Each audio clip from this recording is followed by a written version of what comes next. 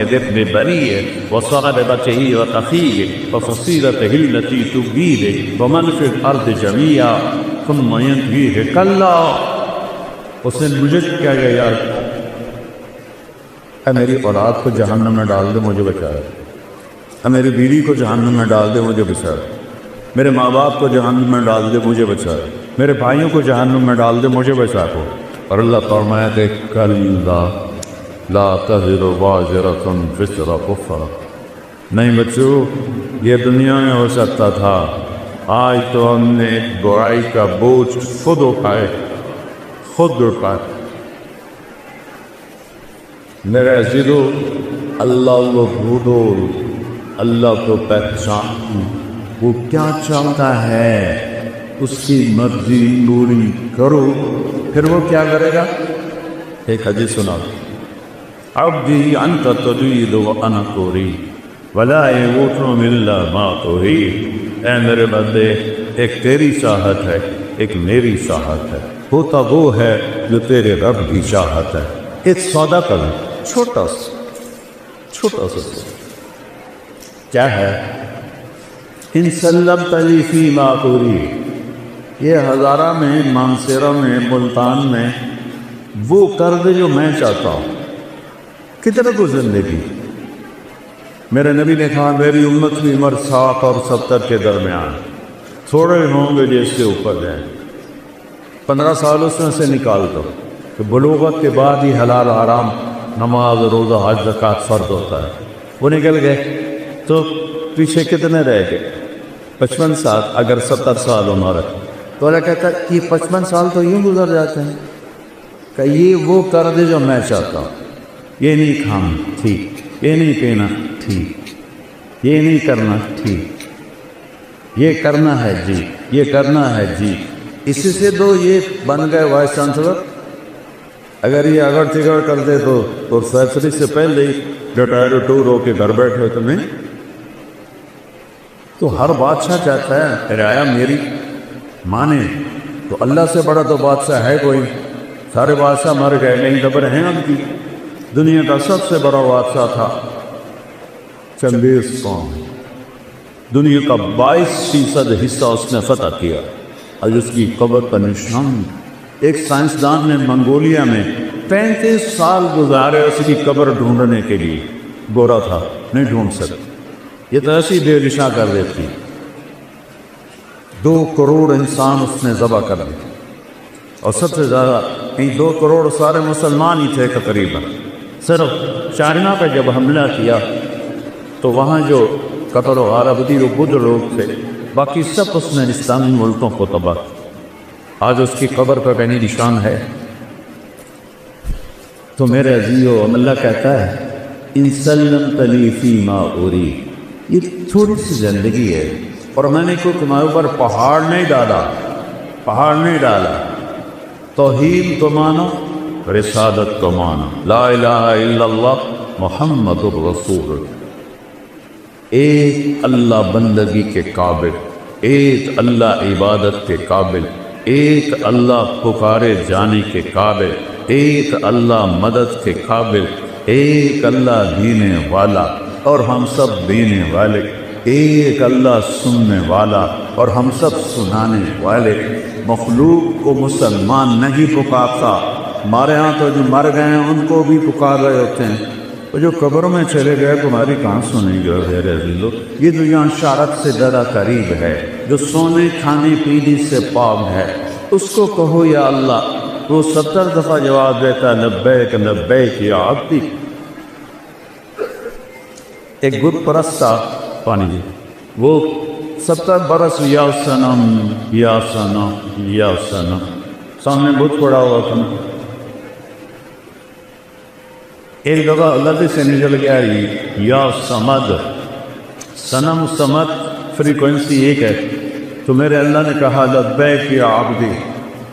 فرشتہ نے کہا یا اللہ بھول کے بولا ہے، تجھے جانتا ہی نہیں کہ 70 سال سے انتظار کر رہا کہ کبھی میرا بندہ مجھے بھی پکار. آج چاہے تو اس نے بھول کے پکار میں چوا. اور ایسے اللہ سے تم دوستی توڑ کے کبھی ستر کی زندگی جی سکتے؟ یہ دکھوں بڑا جہان ہے اللہ کو چھوڑ. حسین نیزے پہ سر ہے اور ہونٹوں پہ مسکراہٹ. اور ابن زیاد جب قتل ہوا اور اس کی کھوپڑی کو سر کو لا کے رکھا گیا مختار کے سامنے، ایک چھوٹا سا سانپ آیا اور کی آواز ہے، سارے پیچھے ہٹ گئے. اتنا سا سانپ وہ آیا، اس کی ناک میں گھسا اور منہ سے نکل گیا اور پھر ایک طرف جا کے غائب ہو گئے. حسین نیزے پہ مسکرا رہے ہیں اور ان کے قاتل کے ساتھ یہ ہو رہا ہے. آگے کو اس کے خبیث کے ساتھ قبر میں کیا ہو؟ پھر آواز ہے جا وہ آیا. تو وہی سانپ دوبارہ اس کی ناک میں گھسا اور منہ سے نکلا، پھر ناک میں گھسا اور منہ سے نکلا اور پھر غائب ہو گیا. یہ تو اللہ نے دکھایا کہ 120 کا دنیا میں یہ کر رہا ہوں، آگے کیا ہو؟ یزید نے جب مدینے پہ حملہ کرایا تو اس کا لشکر کا سالار تھا مسلم بن عقبہ مری قبیلہ قطر میں بہت آباد ہے آج بھی. تو اس کے بعد وہاں قتل و غارت کر کے مکہ حملہ کرنے جا رہا تھا. تو جہاں حاجی احرام باندھتے ہیں ابھی آئی، اس کا پرانا نام ہے ذوالحلیفہ، وہاں جا کے وہ مر گیا بڈھا تھا 120. تو لشکر نے دفن کیا اور ایک اور سردار کو امیر بنا کے مکے پہ حملہ کرنے چل پڑے. تو مدینے والوں نے کہا کہ اس بدبخت نے ہماری عزتیں ڈوبی، ہماری بچیوں کے ساتھ ذلت کا سلوک کیا، چلو اس کی قبر کھودو اور اس کو سولی پہ رکھا. تو سارا مدینہ غصے سے کڑا ہوا، اس کی قبر پہ پہنچا. جب قبر کی مٹی ہٹائی تو وہ لب سے لے کر نیچے تک انگاروں سے بھری ہوئی تھی اور مسلم بن عقبہ کی لاش ان انگاروں میں ایسے لوہے کی راڈ کی طرح سرخ پڑی ہوئی. جب لوہا سرخ ہو کے پگھلنے کے قریب ہوتا ہے اس طرح اس کی لاش کی حالت تھی. تو لوگوں نے کہا اللہ نے بدلہ لے لیا، بس ہمیں ضرورت کو لی، اس خبیث وقت دوبارہ مر کے ڈال دی. اللہ غافل نہیں ہے بچوں، امتحان ہے. امتحان میں رزلٹ تو نہیں نکلتا، رزلٹ تو کچھ دنوں کے بعد آتا ہے. ہمارا رزلٹ موت کے بعد ہے. تو اللہ تعالیٰ کہہ رہا ہے بس یہ چند سال میری مانے جو کہوں چپ پت کے کرتا ہے. پھر کیا ہوگا؟ کفی کبھی پوری جو چاہوں گی کروں گا. سب سے بڑی چاہت ہے موقع آئے. بوڑھے سے بوڑھے بھی نہیں کہتے دعا کرو خاتمہ ایمان پر، کیا کہتے دعا کرو اللہ زندگی دے سے. فطرت یہ نہیں تو کوئی عیب کی بات ہے، فطرت کی بات. تو میرا اللہ کہتا ہے نہیں زندگی آگے ہے. ان لمن تحیوا فلا تموتوا ابدا، اب ہمیشہ زندہ رہو، کبھی موت نہیں آئی. کہاں ہوگی وہ آگے بتاتے ہو. پھر انسان چاہتا ہے صحت مند رہوں، بیماری نہ آئے. اور اللہ بیماری کے بغیر بھی، میرا بچہ تو بغیر بیماری کے چلے گا. تو دوسرا اعلان ہوگا ان لکم من تشبوا فلا تحرموا ابدا، ہمیشہ جوان رہو، کبھی بڑھاپا نہیں آئے گا. پھر ہوتا ہے جوانی بھی مل گئی، زندگی بھی مل گئی، تو تکلیفیں نہ، تو اعلان ہوگا ان لکم من تصدوا فلا تسقموا ابدا، اب ہمیشہ صحت مند رہو، کبھی بیماری نہیں آئے. 6 سال سے میں سر درد کو پالے ہوئے در بدر چل رہا، نہیں رک رہا. تو کیا کر، اللہ کی تقدیر بے راضی نہ پڑو.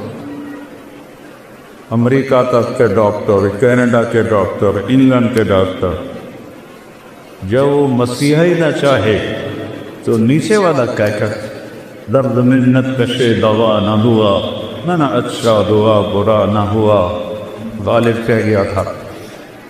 پھر چوتھا اعلان ہوگا زندگی مل گئی لا تموتو، جوانی مل گئی لا تحرمو، صحت مل گئی لا تسقمو۔ اب چوتھی چیز رہ گئی، جوانی بھی ہو، صحت بھی ہو، بڑھاپا بھی نہ ہو، پیسہ نہ ہو تو کس کام؟ تو اللہ کہے گا ان لکم من تنعموا فلا تبرسوا ابدا، اب ہمیشہ بادشاہت کرو، مالداری نہیں بادشاہت کرو، کبھی سوال نہیں آئے گا۔ یہ کہاں ہے؟ یہ جنت میں ہے۔ اس کے لیے مرنا پڑتا ہے اور یہاں اسی مان کے چلنا پڑتا ہے، جی چاہے یا نہ چاہے وہ کرو بیٹو جو اللہ چاہتا ہے۔ چند دن کی بات ہے، جتنا اللہ سے دور ہوگے اتنا بے قراری بڑھتی جائے گی، جتنا اللہ سے دور ہوگے اتنا بے چینی بڑھتی جائے گی۔ میں اس راستے سے گزر کے بتا رہا ہوں، میں کو میرا بیک گراؤنڈ تو مولوی خاندان نہیں ہے، ایک بڑا ذمہ دار خاندان ہے، وہ جاگیردار خاندان ہے، میں تو اس خاندان کا بچہ۔ تیسری جماعت سے میں نے گانا شروع کر دیا تھا، پھر سینٹرل ماڈل اسکول پنجاب کا بیسٹ اسکول تھا، میں اس کا بہترین سنگر تھا، پھر گورنمنٹ کالج لاہور پورے پاکستان کا سب سے بہترین کالج تھا اس وقت میں، اب تو نہیں، تو میں وہاں کا بیسٹ سنگر تھا۔ تو میرے اندر ایک خلا رہتا تھا، ایک ایسی گھٹن ہوتی تھی۔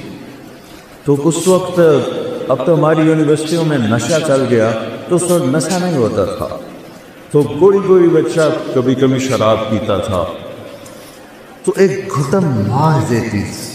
پھر مجھے 97 میں جب جنید جمشید ملنے آیا،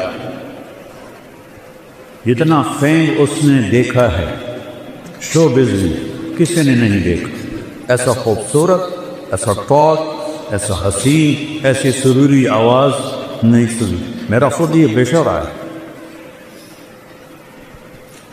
97 میں ملاقات کی، میں نے تھوڑی سی بات کی، مجھے تو پتہ ہی نہیں تھا۔ ایک لڑکا لے کر آیا کہ ایک سنگر ہے، وہ آپ سے ملانا ہے، نام سنوں گا۔ ایک دم میری بات کاٹ کے کہنے لگا ایک سوال کا جواب ہے۔ میں نے پوچھا کیا؟ کہ ایک پاکستانی نوجوان جس گلیمر، جس رونق، جس رعنائی، جس رنگینی کو خوابوں میں دیکھتا ہے، مجھے فزیکلی حاصل ہے، لیکن یہاں اندھیرا ہے۔ کیسے اس نے دائرہ لگایا کہ یہاں اندھیرا ہے، اس کی کیا وجہ ہے؟ کہ اس کی بڑی آسان وجہ ہے، تمہیں درد اس گھٹنے کو ہے، تم دوا یہاں لگا رہے ہو، جہاں دوا لگ رہی ہے وہاں درد نہیں، جہاں درد ہے وہاں دوا نہیں۔